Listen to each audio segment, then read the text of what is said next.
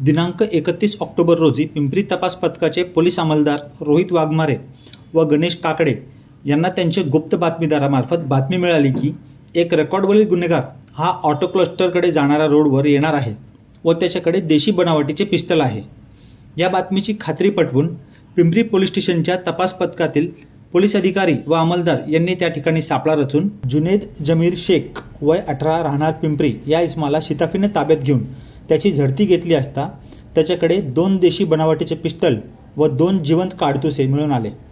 त्याचप्रमाणे तपास पथकातील अंमलदार विकास रेड्डी यांना त्यांच्या गुप्त बातमीदारामार्फत बातमी मिळाली होती की पिंपरी पोलीस स्टेशन येथील तडीपार आरोपी गणेश उर्फ मॅड कांबळे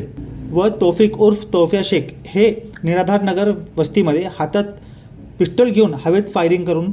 दहशत माजवण्याचा प्रयत्न करत आहेत। या बातमीच्या अनुषंगाने तपास पथकाने त्या ठिकाणी सापळा रचून या दोघी आरोपींना ताब्यात घेतले आहे व त्यांच्याकडे 1 देशी बनावटीचे पिस्टल व 2 जिवंत काडतुसे मिळून आली आहे। पिंपरी तपास पथकाने एकूण 3 पिस्टल व 4 जिवंत काडतुसे असा एकूण 1,52,000 रुपये किमतीचा मुद्देमाल आरोपींकडून जप्त केला आहे। सदरची कामगिरी पिंपरी चिंचवड पोलीस आयुक्त विनयकुमार चौबे, सह आयुक्त शशिकांत महावरकर, अपर पोलीस आयुक्त वसंत परदेशी, पोलीस उपायुक्त परिमंडल 1 स्वप्ना गोरे, सहाय्यक पोलीस आयुक्त पिंपरी विभाग सचिन हिरे यांच्या मार्गदर्शनाखाली पिंपरी पोलीस स्टेशनचे वरिष्ठ पोलीस निरीक्षक अशोक कडलक,